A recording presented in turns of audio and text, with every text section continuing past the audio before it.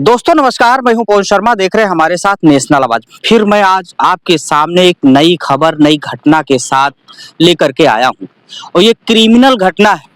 इधर जो पोस्टर लगा हुआ है, यहाँ पर दो शख्स धरने पर बैठे हुए हैं। ये कौन है इसके बारे में हम आपको बताएंगे ही, लेकिन थोड़ा हम इनसे जो पहले बातचीत किया उस चीज को आपको हम अवगत करके बता देना चाहता।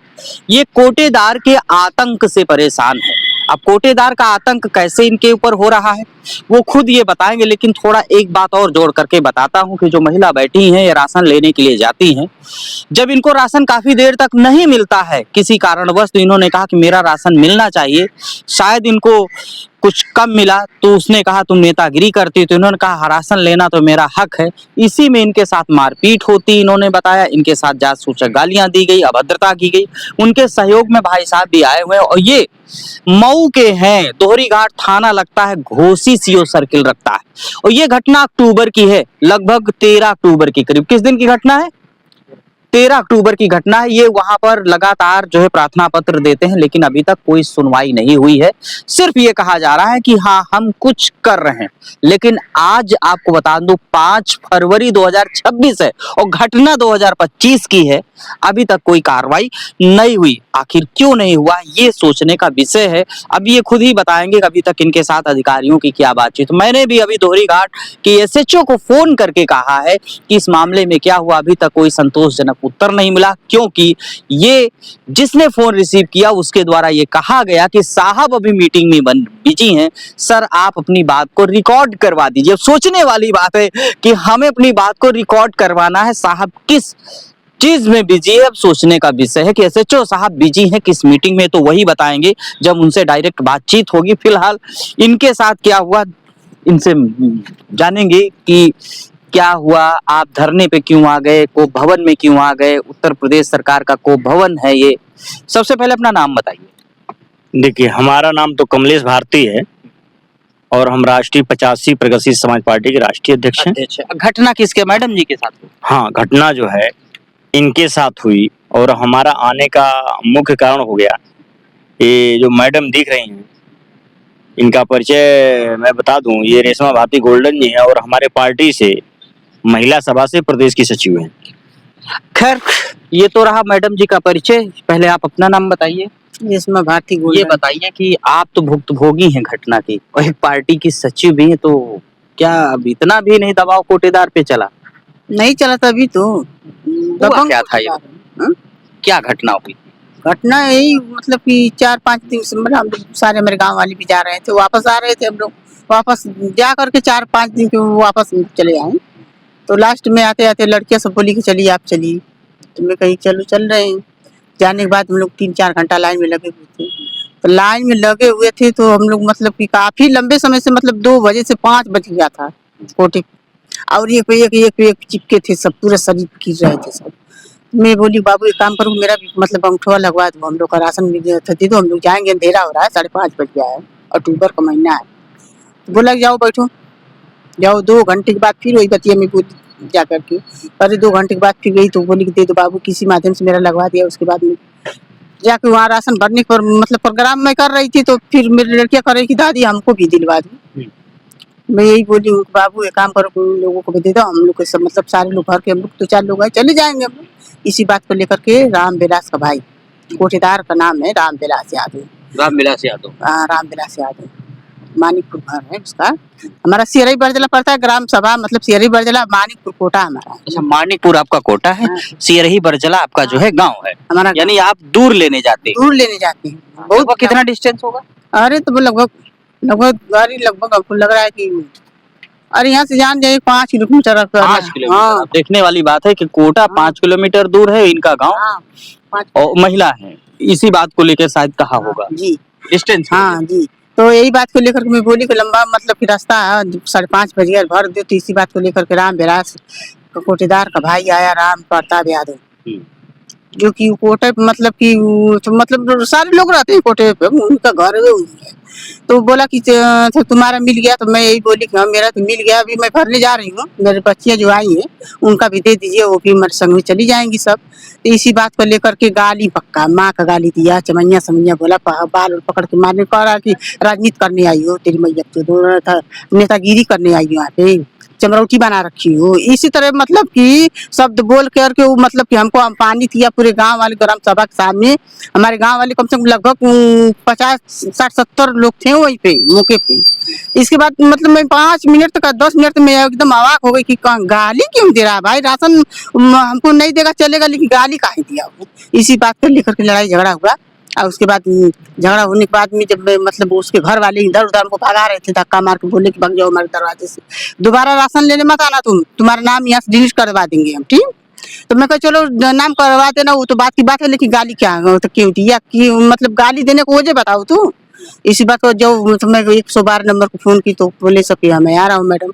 आते आते आधा घंटा 1 घंटा लग गया, अंधेरा हो रहा था, मैं अपने गाँव चली आई थी। वहाँ से अपने गाँव जब चली आई थी तो आई हमारे गाँव आए 112 नंबर वाले, तो पूछे मतलब क्या क्या हुआ है, तो हमारी बच्चियां भी थी वही पे सब बताई है कि गाली दिया मतलब बिना वजह का, बिना मारा पीटा भी था क्या? हमारा पीटा था ना। किसने मारा पीटा? लाठी लेके आके चला दिया तुरंत। नाम बताओ। ओ राम प्रताप यादव, और? राम प्रताप यादव उसका नाम है, कोटेदार। और उसके बाद तो वही मेरा बाल पकड़ के खींचा, मतलब राम प्रताप यादव ने अकेले? अकेले ही। और उसके साथ कोई नहीं था? काफी हल्ला हुआ जब, तो उसका भाई आया छोटा निकेश यादव, उसका भाई आया छोटा निकेश यादव, मतलब वहीं पर मतलब पकड़ के। आपको पहले जिसने मारा फिर उसके बाद कौन आया मारने? निकेश यादव। पहले राम प्रताप यादव या फिर निकेश यादव? निकेश यादव आया, फिर तो आए सब मतलब कि धक्का धुक्की मार के हमको धक्का मार। फिर उसके बाद कोई आया? हाँ आए ना, पूरे गांव वाले थे, तो पूरा बच बचाव के मतलब ये दोनों भाई मिल के मारे। अब मतलब बच बचाव करके मेरे गांव वाली भी थी, मतलब छोड़ा उड़ा के धक्का धुक्की मार के इधर बचाए, मतलब कि हमको इधर करे, वो उन लोगों को पकड़ के लेगा, मतलब लाठी लेके पूरा भाज रहा था, लग रहा था कि मैं चोरी करने गई थी उसके घर पे, भाज रहा था। उसके बाद में तो जब 112 नंबर वाले पर कॉल की तो मैं वो लोग आए, बहुत बाद में आए लोग, तो आए तो मतलब पूछे ताछे तो मैं वहीं पर गई, काम करे साहब हम भी आपके साथ चलेंगे कोटा पर, हमारे गांव की सारी बच्चियां भी वो भी जाएंगी, जाके वहाँ मतलब क्या मतलब सच्चाई है वो सब बताएंगी। तो 112 नंबर वाले बोले कि नहीं आप लोग नहीं मत जाइएगा, आप लोग जाएंगे तो लड़ाई होगा। तो मैं वहीं पर बोली कि भाई पहले बताइए, जब आमने सामने 2 लोग रहे तब पता चलेगा कि कौन गलत है कौन सही है। अब मैं अपने घर आई हूँ, अपने घर है तो कैसे सच्चाई साबित होगी भाई। फिर क्या हुआ आगे? तो आगे वही बोला कि चले गए, नहीं हम जा रहे हैं ना, पता लगा कि हम आएंगे, बस चले गए वही, जैसे उसके बाद नहीं आए। फिर आपने क्या किया? तो फिर मैं गई थाने पे अपनी केस है। हाँ। किस दिन की घटना? फिर उसी दिन 13 तारीख को जब आए 112 नंबर वाले। 13 तारीख की घटना, 13 तारीख को ही थाने गई? नहीं, तो मैं 10:76 पे फोन की, फोन किया लखनऊ? हाँ इसलिए मैं फोन की कि मतलब बताई अपनी मतलब 112 भी किया, 1076 किया, 13 तारीख की घटना। थाने कब गई? थाने कब गई? थाने गई मैं 14 तारीख। 14 तारीख को थाने पे क्या हुआ? थाने पे यह मेरे प्रधान भी गए थे, उनका नाम लेना भी पड़ रहा है, जो कि मेरे प्रधान इस पे डर रहे हैं। प्रधान भी गए थे हमारे गांव के। उनकी सुनी कि नहीं सुनी थाने में? नहीं उनकी भी नहीं सुनी ना, उनकी भी नहीं। प्रधान का नाम लेने में क्या दिक्कत? प्रधानों की नहीं सुन रही है? हरकेश नाम है उनका। प्रधान जी को नहीं सुनी? मतलब पत्नी है, लेकिन प्रधानिया तो निभाते हैं, लेकिन वो भी गए थे साथ में। नहीं, प्रधान पति की नहीं सुनी गई? नहीं सुनी गई प्रधान पति की, और हमारे साथ गए, मतलब कि वो भी इतनी दबंग गई। हाँ, प्रार्थना पत्र वो भी लिखवा उखवा के दिए, साथ में बोले चलो हम चल रहे हैं। गए मतलब 2-4 हमारे गांव की महिलाएं भी थी, 2-4 लड़के भी। साहब ने क्या कहा? हाँ, तो तुरंत पढ़ लिए, पढ़ के प्रार्थना पत्र हमारा वापस कर दिए, कहे यहाँ नहीं आप सुनवाइए, जाइए BDO साहब के जाइए। फिर आप BDO पास चले? तो BDO के पास गई, वही बगलियों में मेरा ब्लॉक पड़ता है, थाना दोहरी घाट है ना। BDO पास गई कि नहीं? BDO के पास गई मैं, तो BDO साहब भी मेरा मतलब लेटर लेकर के पढ़ के और तुरंत वापस कर दी। वो क्या बोले? वो बोले कि चाहिए CO साहब की। आप CO साहब के पास? CO साहब के में गई, घोसी गए आप? हमारा मामला देखिए बहुत डेंजर है, मतलब फिर घोसी में CO साहब के पास गई? तो CO साहब के पास गई। तो CO साहब कहे कि नहीं आप ये काम करिए कि तो जाइए SDM साहब पर। वाह।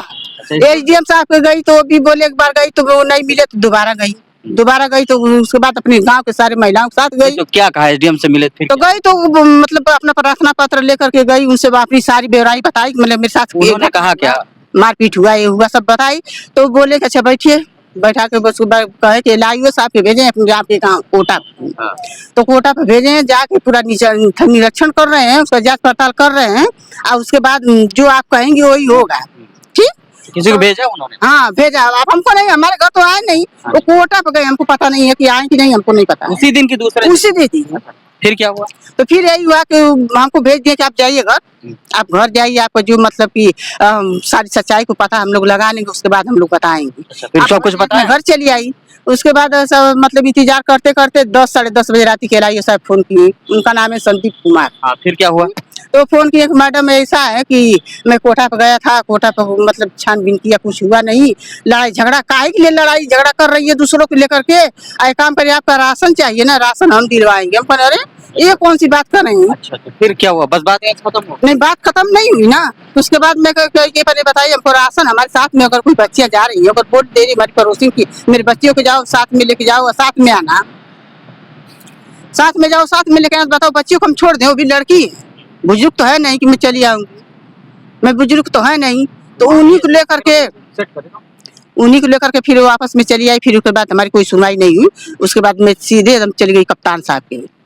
जब एसपी साहब की गई तो एसपी साहब के पहले प्रार्थना पत्र दी, फिर उसके बाद 2 बार 3 बार मिली, वो नहीं कुछ मतलब वही हवा ये कर रहे हैं कि इस पे पढ़ाते पढ़ाते टाइम पास कर रहे थे। फिर उसके बाद में चौथे पांचवें दिन हमारा रिकॉर्ड अभी है, इस पन्ने में हम लोग देखेंगे तो लिखा हुआ है टेटो। फिर क्या कहा एसपी ने? क्या कहा? तो एसपी वही कहे कि तो वो चलिए हम लोग छानबीन करवा रहे हैं, वहीं से फोन करेंगे, मतलब फिर कुछ हुआ? थाने से गए, जाएंगे वहाँ छानबीन करेंगे, तो कुछ नहीं हुआ। 2 महीने का महीना इसी तरह टाइम वेस्ट कर फिर दिया। इको गार्डन आ गए?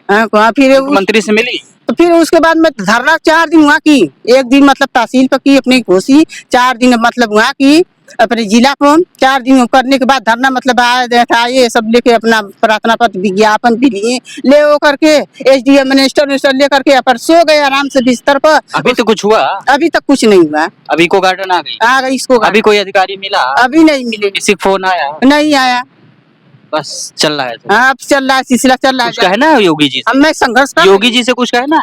और योगी जी से बहुत सारी उम्मीदें लेके आई हूँ। क्या लेके आए वही बता दीजिए। उम्मीदें यही लेके आई हूँ कि हमारी बात को सुने, हमारी बात को समझे कि मतलब कि वो महिला पीड़िता क्यों आई है। बात सुनना है कि समझना है कि मुकदमा करना है? मुकदमा करना है, मेरा कोटा खा वहाँ से निरस्त करके और किसी ग्राम सभा में देना है, वहाँ से कोटा पहली मांग क्या है आपका? मुकदमा दर्ज हो? हाँ, मुकदमा दर्ज। दूसरी बात हमारा कोटा वहाँ से मतलब ग्राम सभा में उसके घर नहीं रहेगा, किसी घर हम लोग देंगे। कोटा का मालिक हम लोग, वो नहीं है कोटेदार। अब देखिए भाई साहब सहयोगी हैं, ये बताइए इनकी घटना तो मैंने भी सुन लिया है, अब क्या है, अब सपोर्टिव में क्या कहना चाहें? देखिए सपोर्ट में तो ये है कि वहाँ पे अभी इन्होंने बताया कि वहाँ पे 3 दिन लगातार धरना प्रदर्शन भी हुआ है, जिसमें मैं खुद रहा।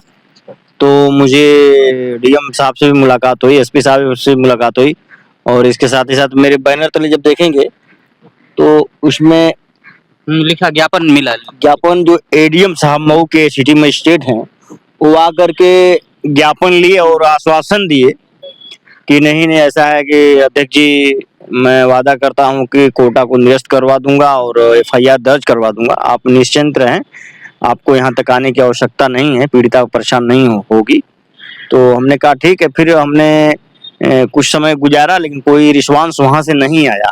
जब कोई रिस्पांस नहीं आया हमने 1-2 बार फोन भी किया, एसपी को भी फोन किया, डीएम को भी फोन किया, तो कहे ठीक है जांच चल रही है, जांच के नाम पे हीला हवाली कर रहे हैं। और हीला हवाली यहाँ तक किए कि वहां पर जो है मामला ये हो चुका है, यादव बनाम चमार हो गया, यानी एसी बनाम बैकवर्ड। और वहां का जो थाना है दोहरी घाट और जो सीओ घोसी हैं उनको पूरा हैंग कर रखे हैं।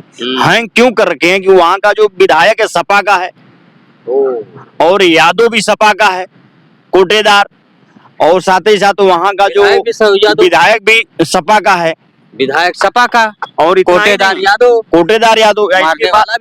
हाँ, इसके बाद इंस्पेक्टर साहब, अब इंस्पेक्टर साहब जो होंगे वो तो होगा करेंगे। और इसके बाद यहाँ तक कि मैंने खुद सुना कि वहां के जो राजीव राज सांसद भी सपा के हैं। तो इसलिए वहां पर जो है सीओ घोसी को हैंग कर रखे हैं और थाना दोहरी घाट को भी ये सब मिल करके हैंग कर रखे हैं कि किसी भी प्रकार की कार्रवाई नहीं होना चाहिए। अब आप योगी के दरबार में। तो हमने चले वहां से माननीय मुख्यमंत्री योगी जी के यहाँ कि कब आए थे यहाँ? अरे हाँ, हम आए तो 19 तारीख को, लेकिन एक बार हमने आवेदन किया धरने का तो वो रद्द कर दिया गया। दोबारा फिर हमने आवेदन किया तो स्वीकृति कर दी गई है। तब से हम बैठे हैं 23 तारीख से। कोई आया कि नहीं आया कमलेश? अभी तक देखिए कोई आया नहीं है।